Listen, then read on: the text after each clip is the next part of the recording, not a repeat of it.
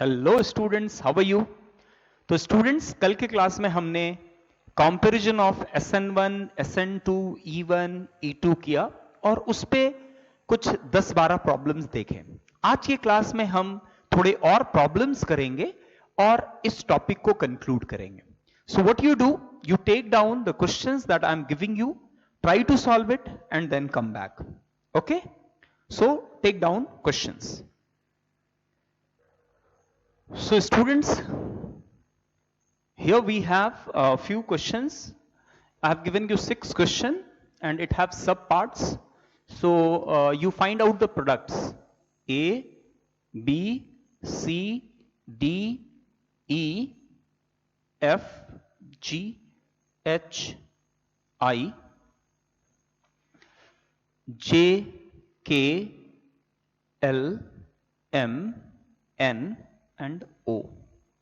So pause the video, take down the questions and solve it right now. After solving, come again and let's see कि आपने कितने percent सही किए। चले, so start it.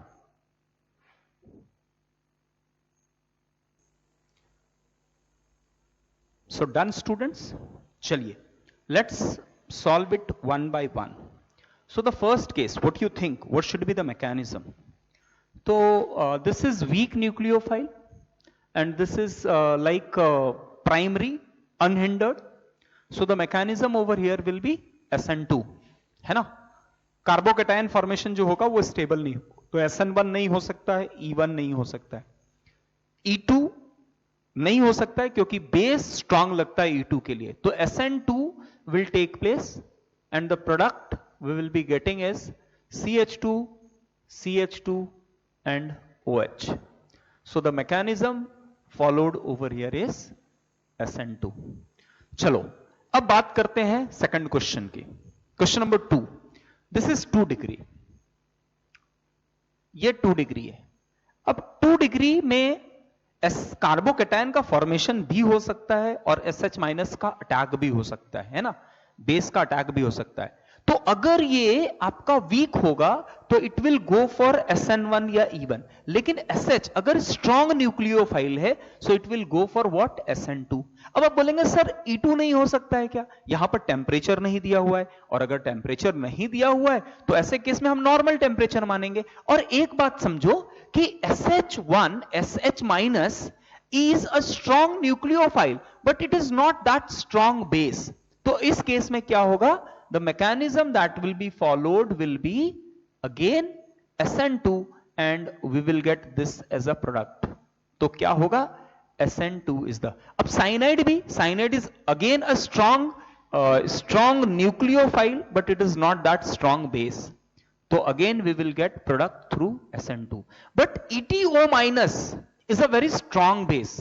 तो अगर strong base है तो यहां पर दो पॉसिबिलिटी है, you can get this SN2 मिल सकता है और साथ साथ में आपको E2 भी मिलेगा, क्योंकि लेकिन अगर बेस स्ट्रांग है तो E2 प्रिफर्ड होगा।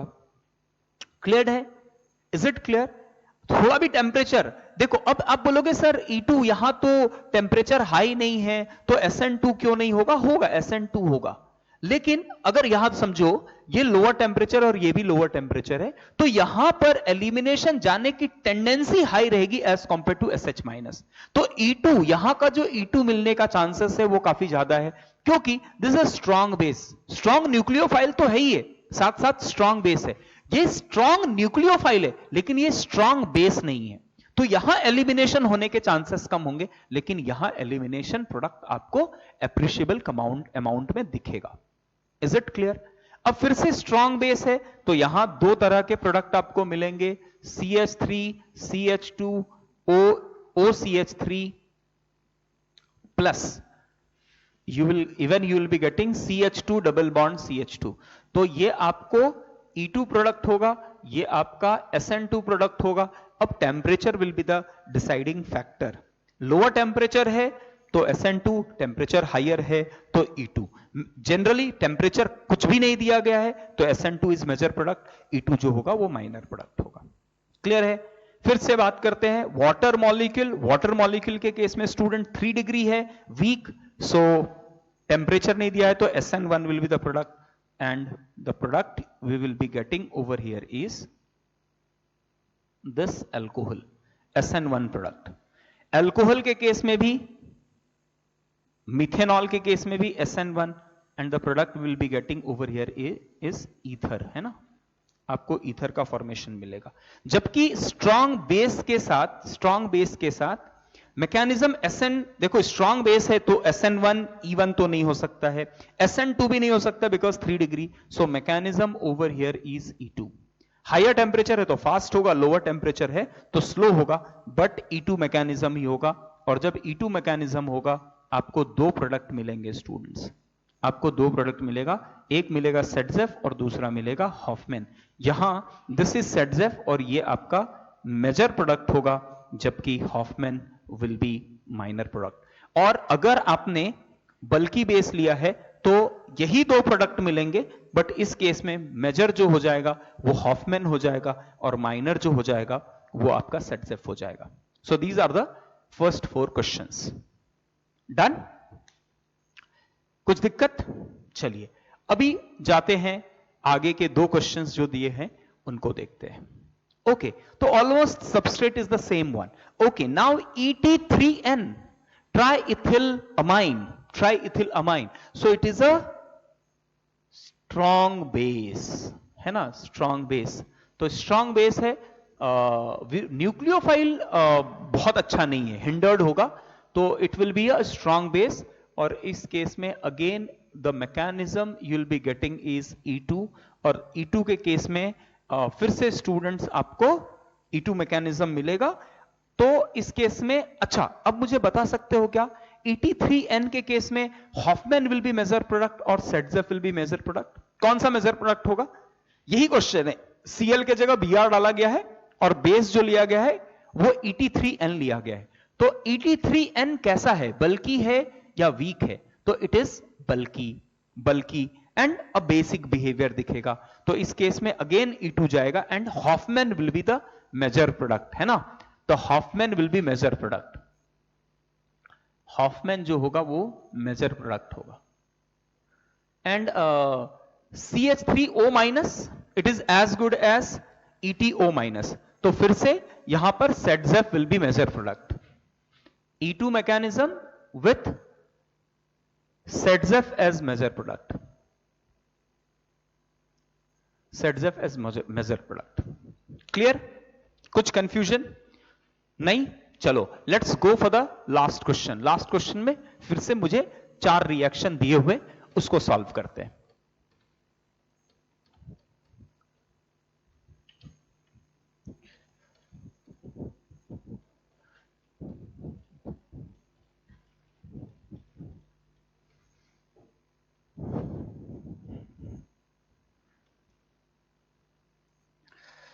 चलो, the question over here is, आपको यहां पर फिशर प्रोजेक्शन दिया गया है ना, फिशर प्रोजेक्शन दिया गया है, Cl, H, C3H7 and CH3। तो देखो फिशर प्रोजेक्शन में जो हॉरिजेंटल है they are away from observer, and जो हॉरिजेंटल है they are toward the observer, जो वर्टिकल है they are away from observer. तो मैं इसको अगर ऐसे करूं कि this is CH3, this is C2H5 और Cl और hydrogen. So this is wedge and dash form. अब मुझे क्या करना है स्टूडेंट, आप देखो कैसा समझो इसको।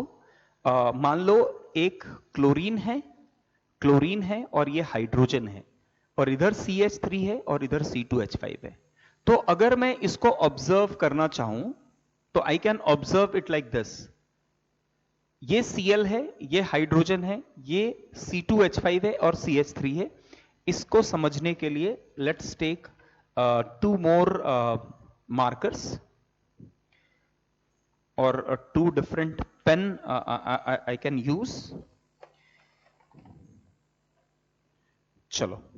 So this is C3H7 and this is CH3. This is chlorine and black one is hydrogen. तो मैं इसको विजुअलाइज करते समय ये है वेजन डैश में ऐसे भी विजुअलाइज कर सकते हैं कि suppose this is there CH3 C2H5, this is chlorine and this is hydrogen.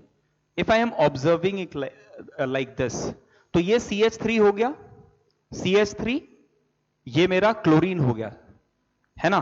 CH3 chlorine, hydrogen will come toward the observer and C3H7 will go away from observer. तो क्या मैं इसको can I write this as CH3 chlorine, देख लो, ध्यान से देख लो, chlorine, hydrogen, C3H7 and CH3. मैंने इसे ऐसे ऑब्जर्व किया है, तो हाइड्रोजन सामने आ गया और C3H7 पीछे चला गया. तो मैं जस्ट C3H7 और हाइड्रोजन को मैंने ऐसे ड्रॉ कर दिया. इवन और एक ड्रॉ कर सकते थे, CH3 क्लोरीन यहां, तो C3H7 आ जाता सामने, C3H7 सामने और हाइड्रोजन चला जाता पीछे. तो you must know how to convert wedge and dash into Fischer, Fischer into wedge and dash, ये आना चाहिए आपको, है ना? चलो, तो ये जस्ट ऐसे ही कन्वर्जन किया. नाउ क्वेश्चन इज, मुझे प्रोडक्ट पूछा जा रहा है. तो I minus is a moderate और strong nucleophile, but it is not that strong base. तो ये कैसा होगा? इस केस में स्ट्रॉन्ग न्यूक्लियोफाइल है बट स्ट्रॉन्ग बेस नहीं है, तो ये क्या दिखा देगा स्टूडेंट? SN2 मैकेनिज्म दिखा देगा. Is it possible for it to go for SN2? हां, 2 डिग्री है तो SN2 दिखाना कोई बड़ी डिफिकल्टी की बात नहीं है. तो अगर SN2 दिखाएगा, SN2 में बैक साइड अटैक होता है, तो इसका जो प्रोडक्ट बनेगा, ध्यान से समझो, यहां मैंने क्यों फिशर लिया है, अब ये समझो. तो अगर SN2 होगा, इसे ले लो या इसे ले लो, SN2 होगा तो क्या होगा? बैक साइड अटैक होगा. तो इनमें से किसी भी एक को ले लीजिए. तो मैं यहां से प्रोडक्ट बनाता हूं. I minus will come, it will remove Cl and the product you will be getting is CH3. ये आ जाएगा आपका C3H7, hydrogen will come over here और आयोडीन आ जाएगा. Inversion of configuration will take place. Inversion of configuration will take place. Clear है? So this is the product. अच्छा, मैं अगर इसे फिशर प्रोजेक्शन में करने का ट्राई करूं, तो इन्वर्जन अगर करना है तो मैं इसे कैसे लिखूंगा स्टूडेंट? जस्ट क्लोरीन यहां से हटाऊंगा और I will say CH3 C3H7, और मुझे इन्वर्जन करना है तो हाइड्रोजन को यहां लेके जाऊंगा, आयोडीन को यहां लेके आ जाऊंगा. सो this is the product when I will react it with iodine. Clear है? कुछ दिक्कत? Hopefully you have understood it. Now जब N3 माइनस यूज करेंगे, so how the reaction will go? N3 minus. Now question is, azide is what? It is a strong base or it is a strong nucleophile. इसका behavior कैसा होगा? It's very important. क्या N3 weak है, strong है, कैसा है? तो N3 minus is a strong nucleophile. Strong nucleophile. तो again it will give you SN2. यहां भी SN2 मिल रहा था. Okay, this one. So SN2. So azide is a strong nucleophile और exactly iodine के जगह N3 लगेगा. The only difference is that. Clear है? अब this is a strong base, है ना? Strong base. अगर ये strong base है तो यहां पर प्रोडक्ट जो होगा, it will go for SN2 और E2 depending on what? It will depending on temperature. क्योंकि 2 डिग्री है तो SN2 भी हो जाएगा, तो OCH3 आयोडीन के जगह OCH3 लग जाएगा. और अगर E2 दिखाना है तो दो जगह से दिखेगा, this is alpha, this is alpha, so इधर बीटा 1 और बीटा 2 से एलिमिनेशन होगा, तो दो तरह के अल्कीन मिलेंगे। और इस केस में SN2 नहीं हो सकता है, the only mechanism possible over here is E2, और E2 होगा बल्कि है तो हॉफमैन प्रोडक्ट होगा। हॉफमैन प्रोडक्ट होगा मतलब क्या है student, CH2 double bond C H and C3H7, so this will be the product that is formed. Clear? So these are the few questions based on SN1, SN2, E1, E2 पे based कुछ questions हमने किए हैं। Hopefully you have understood how to solve questions. थोड़े और question practice करें इस topic पे, SN1, SN2, E1, E2 पे थोड़े और क्वेश्चन प्रैक्टिस करें। तो चलिए, अगर कोई लिखना चाहता है तो please pause the video, take it down. अब मैं इसके बाद आपको कुछ और नए क्वेश्चंस कराने वाला हूं। So students, here I have given you 8 questions. What you do, you try to solve it. First of all, take it down, pause the video, solve it, and then come and check out कि आपने जो किया है या सही किया है या गलत किया है। अब यहां पर SN1, SN2, E1, E2 कुछ भी हो सकता है या कोई भी रिएक्शन नहीं हो सकता है, जैसे हमने ऑलरेडी कुछ केसेस के लिए डिफाइन किया हुआ है। So please do it right now. कीजिए, pause the video, take it down and solve it. Solve करने के वापस आ जाइए और चेक कीजिए कि आपका आंसर सही है या गलत है।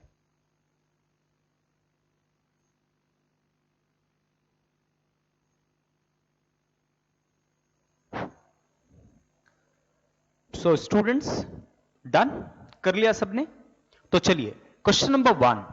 सबसे पहले स्टूडेंट्स आप यहां बताओ कि what reaction it will go for, कौन सा मैकेनिज्म होगा यहां पर, समझिए। तो सबसे पहले ये group, you know what is this, इसे क्या कहते हैं, याद है किसी को?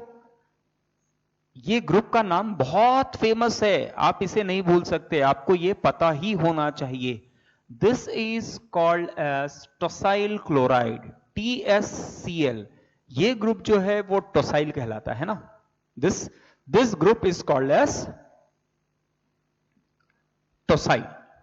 और टोसाइल में क्लोरीन जुड़ा हुआ है तो टोसाइल क्लोराइड, OH जुड़ा हुआ है तो टोसाइल TSOH ऐसे लिखते हैं, है ना, टोसाइल अल्कोहल। क्लियर? अब स्टूडेंट, सबसे पहले इस केस में हमें समझना पड़ेगा कि रिएक्शन कैसे होगा। तो यहां पर लोन पेयर प्रेजेंट है और इस सल्फर के पास वी हैव डेल प्लस, ये खींच रहा है, ये खींच रहा है, ये खींच रहा है। तो ऐसे केस में this oxygen will come and attack on this sulphur, है ना। तो ये अटैक हो रहा है, ऐसे अटैक करके वो इलेक्ट्रॉन सप्लाई करेगा, और जब इलेक्ट्रॉन सप्लाई करेगा वो, ये जब सप्लाई होगा तो क्लोरीन विल मूव आउट, है ना। तो सबसे पहले क्या होगा, it will B CH3 CH2OH। अब ऑक्सीजन पे आ जाएगा प्लस चार्ज, ये sulphur, and this will be like O minus double bond O Cl,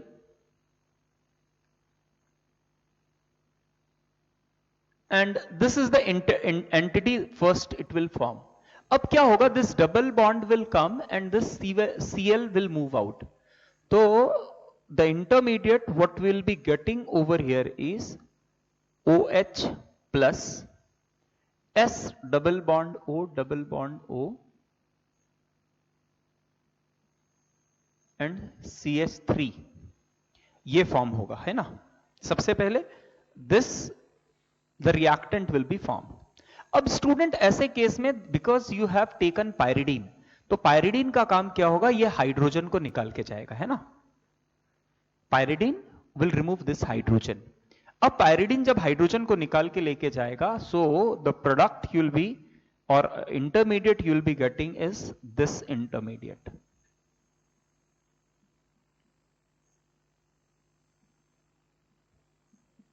है ना।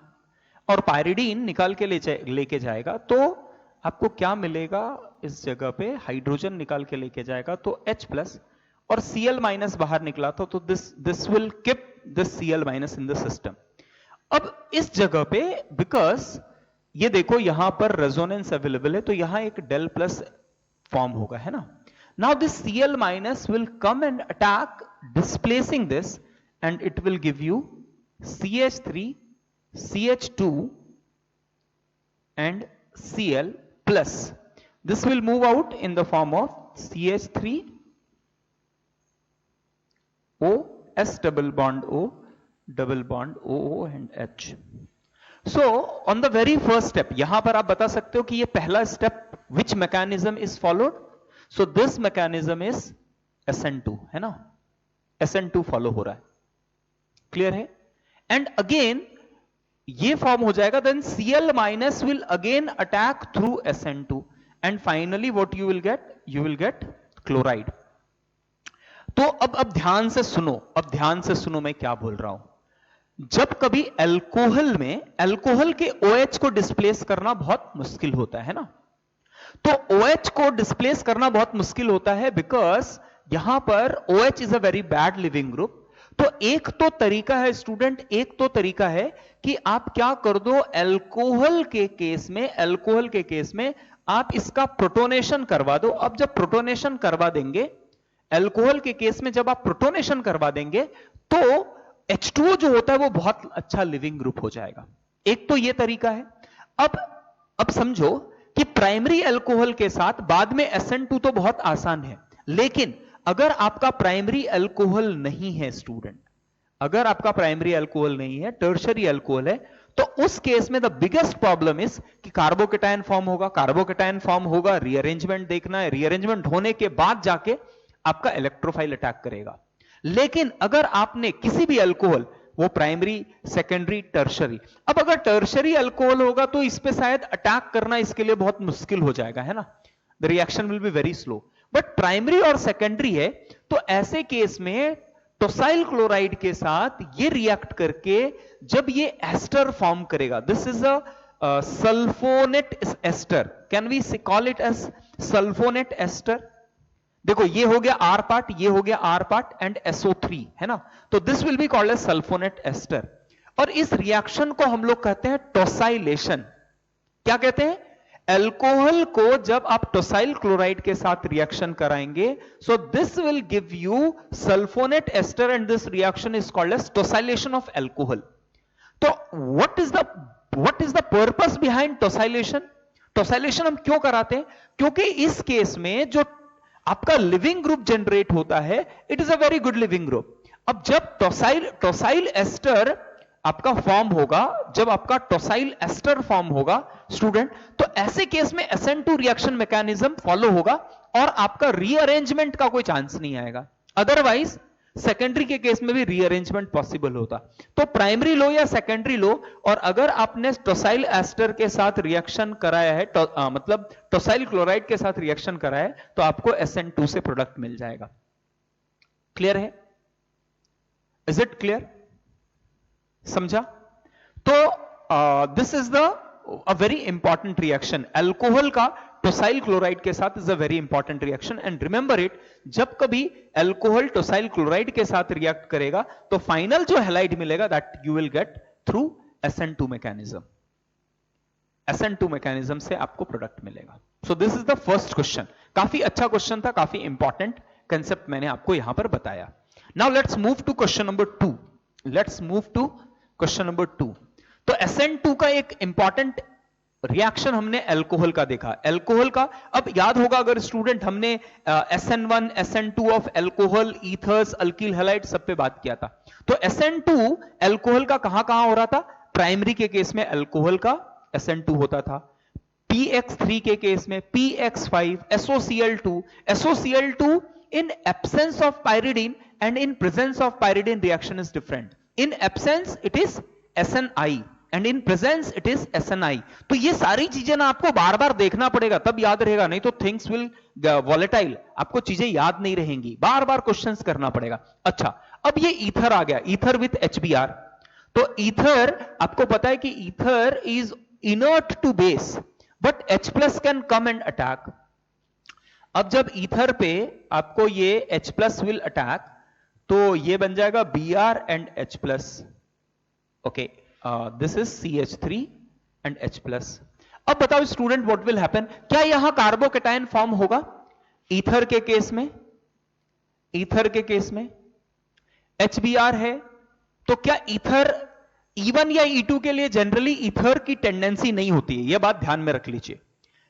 ईथर E1 या E2 जनरली नहीं दिखाता है, वो या तो SN1 या तो SN2 दिखाएगा, है ना. अब एसिड के साथ या तो वो SN1 या SN2 दिखाएगा.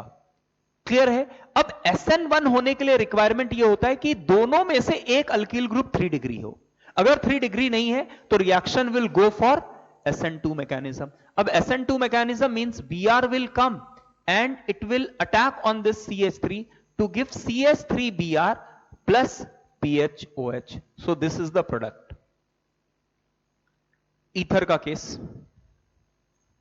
डन. सेकंड क्वेश्चन क्लियर हुआ ये? Okay. Now third question student, weak nucleophile, so इधर SN1 और E1. लोअर टेम्परेचर, सो SN1, E1 तो जाएगा नहीं. वीक है, 3 डिग्री है, यस. तो क्या होगा सबसे पहले, on the very first step what will happen, ये यहां एक कार्बोकेटायन बनेगा एंड इसकी जो ज्योमेट्री है वो मेंटेन रहेगी, है ना. अब क्या ये शिफ्ट कर सकता है? शिफ्टिंग का कोई बेनिफिट है? कोई बेनिफिट नहीं है. So it will be as it is. अब वाटर मॉलिक्यूल विल अटैक. अब जब वाटर मॉलिक्यूल अटैक करेगा स्टूडेंट्स, तो यहां पर वाटर रेसिमाइजेशन होगा, है ना. क्लियर है. तो या तो आपका CH3, 2 CH3 एक साथ होंगे and OH will be in opposite direction, और ये CH3 ऐसे ही रहने वाला है with hydrogen below the plane and OH above the plane आ सकता है and CH3 will go down the plane. यहां कार्बोकेटायन फॉर्म हो रहा है, तो water molecule can attack from the side in which CH3 is there or opposite to the side of CH3, hydrogen के side से. तो दो आपको प्रोडक्ट मिलेगा. इस केस में दो प्रोडक्ट आपको मिलेंगे, है ना. क्लियर है. आपको दो प्रोडक्ट मिलेंगे इस केस में. अच्छा, 80 डिग्री में it will go for elimination, और अगर एलिमिनेशन के लिए जाएगा so we will be getting this here, it will be E1. अब E1 के लिए जा रहा है तो student will be getting 3 different products in this case. पहला तो ये मिल सकता है, दूसरा ये मिलेगा, and third product will B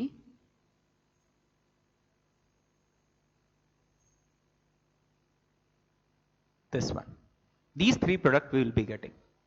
clear है. यहां से कार्बोकेटायन निकलने के बाद this, call this as β1, call this as β2, call this as β3. तो β1, β2, β3 से 3 डिफरेंट प्रोडक्ट्स आपको मिल जाएंगे. कुछ प्रॉब्लम? अब ये HBr हीट, तो एलिमिनेशन रिएक्शन, तो definitely single product and this is the product. Carbocation H+ will come, carbocation form होगा एंड देन Br एलिमिनेशन करवाएगा. ओके. HI केस में heat, then again elimination, but पहले case में the mechanism over here is what, E1. अब इस case में भी student HI आपने एसिड लिया है, H+ एंड I-, है ना. अब देखो ध्यान से समझो, इसका मैकेनिज्म ध्यान से समझने का ट्राई करते हैं. तो सबसे पहले तो स्टूडेंट आपको मिल जाएगा OH, H एंड प्लस, है ना. अब I- है, H+ मिल गया, I- is a strong nucleophile, is a strong nucleophile. Clear है. तो या तो, but I- is not a strong base. Strong nucleophile है, स्ट्रॉन्ग बेस नहीं है. तो ये हायर टेम्परेचर पे दिस विल मूव आउट. अब जब मूव करेगा तो सबसे पहले कार्बोकेटायन फॉर्म होगा, है ना. कार्बोकेटायन फॉर्म होगा और यहां कार्बोकेटायन बन जाएगा. अब बोलेंगे सर I- को अटैक कर देने दो और डिस्प्लेस कर देने दो, ये भी एक पॉसिबिलिटी है, ये भी एक पॉसिबिलिटी है। बट हायर टेम्परेचर है तो हायर टेम्परेचर पे आपका एंट्रोपी ड्रिवन रिएक्शन होता है, तो मैकेनिज्म जो होगा वो यहां पर क्या होगा, इवन होगा। अच्छा, आप बोलेंगे सर E2 नहीं हो सकता है क्या? नहीं हो सकता है। क्यों E2 नहीं हो सकता है? क्योंकि जैसे ही आपने I minus is not that strong, moderate base है ना, बहुत स्ट्रांग बेस नहीं है, मॉडरेट बेस है। हाई टेम्परेचर पे it will go for elimination but it will never go for E2। E2 के लिए बहुत स्ट्रांग बेस चाहिए होता है ना। तो ये सबसे पहले एक्सपेंशन होगा और एक्सपैंड करेगा और सबसे पहले ये फॉर्म होगा। अब इसका रिंग रीअरेंजमेंट होगा, रिंग रीअरेंजमेंट नहीं, हाइड्राइड शिफ्ट होगा and this will B form. And now because this reaction is taking place at higher temperature, so the mechanism that will be followed will be what? The mechanism followed will be, क्या होने वाला है बोलो? mechanism followed will be E1, E1 होगा, है ना। तो E1 होगा, so the reaction followed will be E1। तो आपको दो प्रोडक्ट मिलेंगे। कौन कौन से प्रोडक्ट मिलेंगे बताइए? दो प्रोडक्ट कौन कौन से मिलेंगे आपको? जो प्रोडक्ट मिलेगा, one of the product will B this and another product will B this. तो ये दो प्रोडक्ट मिलेंगे, ये हो जाएगा सेटजेफ, ये हो जाएगा हॉफमैन, ये मेजर और ये माइनर। कुछ प्रॉब्लम? क्वेश्चन नंबर 1 to 5 समझ में आ गया? ये प्रैक्टिस कर करके आएगा student, more question you will solve. तो डीपीपी सॉल्व करना बहुत इंपॉर्टेंट है, उस पर डिस्कशन करना बहुत इंपॉर्टेंट है। और आप 100% जब आप सॉल्व करेंगे तो आपके दिमाग में अलग अलग आइडियाज आएंगे, आप गलतियां करोगे, गलतियां कर करके आपको समझ में आएगा कि क्या नहीं करना है। तो जब तक आप करेंगे नहीं तब तक क्या गलतियां नहीं करना है ये आपको समझ में नहीं आएगा। आप डायरेक्टली एग्जाम के दिन में ये थ्योरी मेरा अटेंड करोगे और एग्जाम दोगे तो मार्क्स नहीं आने वाले हैं आपको। क्लियर है? And now I am going to start with class test, क्योंकि ये जो मेगा टेस्ट है स्टूडेंट, मेगा टेस्ट में सिलेबस जो है वो इतना वास्ट हो जा रहा है, आपको बहुत सारी चीजें आ रही है एंड सब लोग ये पढ़ के रख रहे हैं। तो कैसा है, मैं सिलेबस में डाल नहीं पा रहा हूं बिकॉज आगे पीछे हो रहा है। But I am going to start with the class test. सारे बैचेस के लिए D1, D2 and A batch के लिए I am going to start with the class test from this week itself. तो पढ़ना स्टार्ट कीजिए और उसमें रिसेंट टॉपिक होंगे। मैं टॉपिक पहले बता दूंगा और क्लास टेस्ट लेना स्टार्ट करने वाला हूं। तो टिल क्वेश्चन नंबर 5 डन। चलिए now question number 6, 7 and 8 let's solve it. Question number 6, 7 and 8।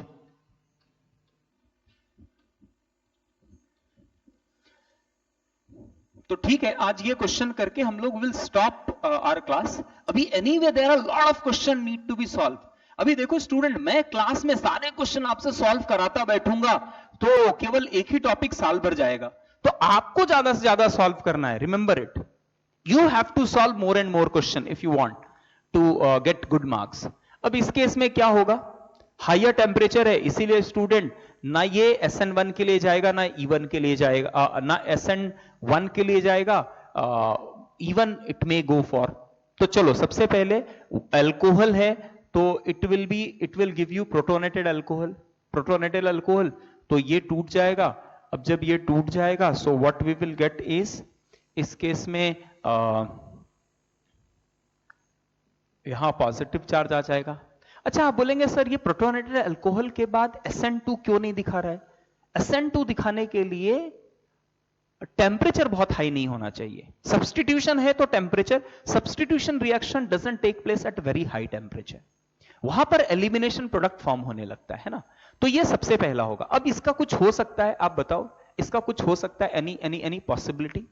तो इस केस में व्हाट आई फील इज कि यहां पर इसके पास 3 अल्फा 3 अल्फा है, लेकिन अगर if it go for 1 Mithil shift तो क्या हो जाएगा, plus will come over here and इस केस में 5 अल्फा हाइड्रोजन हो जाएंगे। तो I think this will be a very good shifting. अब एक बार और शिफ्ट करके दिस विल कम टू यहां आ जाएगा। अब फिर अगर ये इस जगह पे पहुंच गया है देन व्हाट, अब इस जगह पे एलिमिनेशन रिएक्शन हो सकता है because this is at higher temperature. तो आपको एलिमिनेशन रिएक्शन मिलेगा अब जब एलिमिनेशन मिलेगा, so this will be the product, this will be the product. अब एलिमिनेशन देखो, हाइयर टेम्परेचर पे हो रहा है तो एलिमिनेशन यहां से भी हो सकता है, but generally these two will be the main product. ये आपको मेजर मिलेगा और ये बाकी सब माइनर मिलेंगे। Generally carbocation will exist in this form, यहां पर ये फॉर्म कम रहेगा तो यहां से भी मिल सकता है, एक फॉर्म और हो सकता है, बट उसकी टेंडेंसी कम रहेगी। एंड हाइड्राइड शिफ्ट, कभी भी हाइड्राइड शिफ्ट की जो टेंडेंसी है वो बहुत हाई होती है, रीअरेंजमेंट इंट्रामोलिकुलर होता है तो वो बहुत जल्दी होता है। तो आप ऐसा नहीं सोच सकते सर देखो ना यहां पर तो हाइड्रोजन था, क्यों शिफ्ट करा रहे हो, बेस को लेके आओ निकाल के जाओ, लेकिन बेस जब तक आएगा तब तक ये कार्बोकेटाइन रीअरेंज हो गया रहेगा। क्लियर है? ऐसा नहीं होगा कि अरे प्रोडक्ट तो दोनों सेम ही मिल रहा है सर, रीअरेंज करवा के बाद में हाइड्रोजन यहां से निकालो या डायरेक्ट यहां से निकालो। तो बोलता है कि आपके लिए आपको पेपर पे दिख रहा है, बट मॉलिक्यूल में पॉजिटिव चार्ज यहां जब तक बेस आया नहीं तब तक ये पॉजिटिव चार्ज अनस्टेबल रहेगा और हाइड्राइड शिफ्ट होना इज मस्ट। क्लियर है? So this is question number 6। अच्छा क्वेश्चन था। चलिए let's go for question number 7। Let's go for question number 7। Question number 7 is, student H2O 15 degree, it means SN1 mechanism।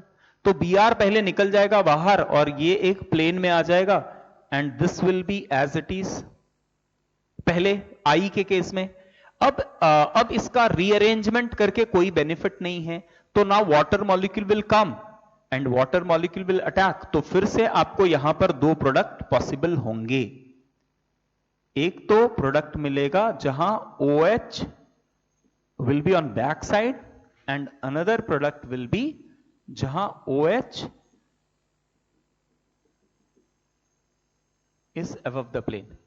तो ये दो product आपको मिलेंगे in the case of I।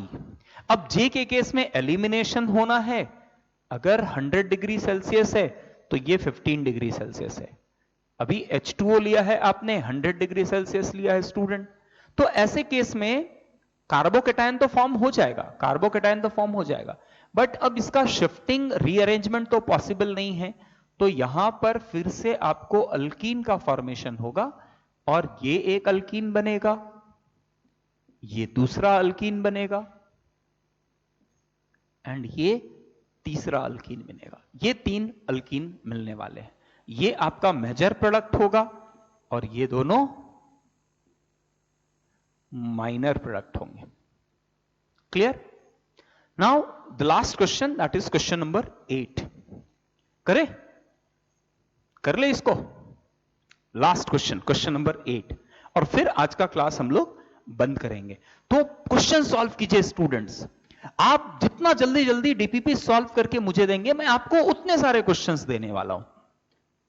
And आप जितना अभी के टॉपिक्स को जितना आप अच्छा रखेंगे, मैं हिम्मत करूंगा कि आपको पुराने टॉपिक्स पे भी डीपीपी दे सकूं। बट ये सब कुछ डिपेंड करता है आप कैसा रेस्पॉन्ड कर रहे हो। मुझे दिख रहा है आप यही क्वेश्चंस नहीं कर पा रहे हो जो मैं रिसेंट दे रहा हूं, तो पुराने डीपीपीज भी दूंगा, तो आप आगे का करोगे, पीछे का करोगे, क्या करोगे, मुझे कॉन्फिडेंस नहीं आ रहा है। तो मेरे अंदर कॉन्फिडेंस तब आएगा जब आप कॉन्फिडेंट होके आप कुछ काम करोगे, तो आप देखोगे कि मेरे तरफ का जो इनपुट है वो बढ़ जाएगा।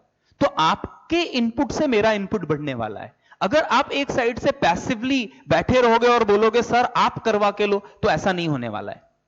क्लियर है? करना तो आपको पड़ेगा। तो पहले के केस में स्टूडेंट अल्कीन के साथ जब आप Br2, अब देखो यहां मैंने अल्कीन के चैप्टर को इंक्लूड कर दिया, तो यहां पर नॉन क्लासिकल एडिशन के साथ आपको Br आ जाएगा। One Br will be above the plane and another Br will be below the plane. सबसे पहले अल्कीन पे Br का एडिशन है ना, यह पहला केस होगा। अब NaNH2 हीट आप इसे एक्सेस में ले लो, जितने मोल्स चाहिए उतने मोल्स ले लो। तो NH2 माइनस एक स्ट्रॉन्ग बेस है और हीट करवा रहे हैं, तो एलिमिनेशन रिएक्शन होगा। अब एलिमिनेशन रिएक्शन होगा, सो हमारे पास क्या बनने वाला है, वी कैन गेट दिस, है ना। अब समझो, एक बात समझो, आप कहेंगे सर ऐसा क्यों नहीं किया हमने, ये मेरे पास Br था, ये मेरे पास Br था और ये डैश है Br। अब हाइड्रोजन यहां पर भी तो है ना, हाइड्रोजन इस जगह भी है ना, तो ये दोनों को क्यों निकाल के डबल बॉन्ड यहां क्यों नहीं बनाया, ये बताओ। क्योंकि यहां पर एंटी पेरिप्लैनिटी का कंसेप्ट नहीं है, है ना। दे आर पैरेलल, दोनों H और Br दोनों एक साथ है। तो अगर H और Br को निकालना है तो Br must be anti parallel, तो यहां तो Br ये H नहीं निकल सकता है, तो क्या निकलेगा, H कहां से निकलेगा, इस जगह से निकलेगा। तो समझ में आया, एक Br डबल बॉन्ड यहां फॉर्म होगा। अब इसके साथ यहां पर आप बोलोगे सर ये Br के साथ ये हाइड्रोजन नीचे एक है, तो इन दोनों को क्यों नहीं निकाल रहे हो, नहीं निकल सकता है, बिकॉज दे आर पैरेलल। तो क्या होगा, डबल बॉन्ड यहां फॉर्म होगा। ये क्लियर है। तो this is what K, this is K and this is what L। Now question is NBS। NBS मैंने आपको पढ़ाया नहीं है, बट फिर भी मैं यहां आपको बता देता हूं। NBS with HNU, NBS with HNU, इस पे मैं पूरा 1 घंटे का एक क्लास रखने वाला हूं। NBS के बहुत सारे काम होते, 5 डिफरेंट काम होते, मैं यहां आपको एक काम बता रहा हूं। NBS जब कभी आप लाइट के साथ देखो तो क्या करो, एलाइलिक पोजीशन पे ब्रोमिनेशन करवा दो, एलाइलिक पोजीशन पे ब्रोमिनेशन करा दो। NBS with light, NBS with light, मैं बोल रहा हूं लाइट के साथ, लाइट नहीं है तो इसका काम अलग हो जाएगा, है ना। NBS with light have a specific work कि ये एलाइलिक पोजीशन, तो कौन सा एलाइलिक है स्टूडेंट, तो ये देखो डबल बॉन्ड के सामने sp3 हाइब्रिडाइज्ड कार्बन को हम लोग एलाइलिक बोलते हैं, तो ये एलाइलिक पे ब्रोमिनेशन करवा देगा, ब्रोमिनेशन, है ना, एलाइलिक पे ब्रोमिनेशन करवा देगा। अब आपने 2 इक्विवेलेंट लिया है तो क्या होगा, यहां पर क्या होगा, मेरे पास दोनों जो जगह है वहां Br और Br ऐड हो जाएंगे। अब जिंक का काम क्या होता है, मैं फिर एक यहां पर, अब ये डाई हैलाइड्स का आ गया, देखो छोटी छोटी चीजें, अल्किल हैलाइड में बचा हुआ है, हाइड्रोकार्बन में बचा हुआ है, अब वो धीरे धीरे चीजें इंट्रोड्यूस होने लगेंगे। तो Zn याद रखना, Zn कभी भी आपको जिंक डस्ट मिले और 2 हैलाइड मिले, उसका काम होता है डायरेक्टली इन दोनों को हटा देना। अब इसका मैकेनिज्म मैं आपको डिटेल में बताऊंगा, बट रिमेंबर इट कि ये दोनों Br को हटा के डबल बॉन्ड फॉर्म करेगा और बेंजीन का फॉर्मेशन होगा। क्लियर है। तो यहां 2 नई बातें सीखी हमने, NBS और zinc.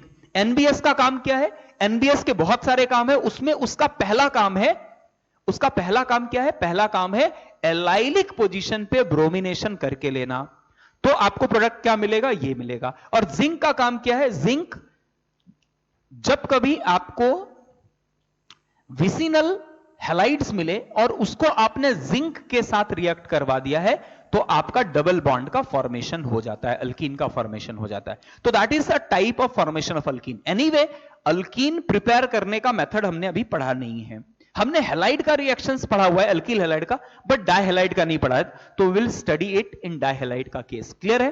So today will stop over here, आज का क्लास हम यहां बंद करते हैं। Thank you very much.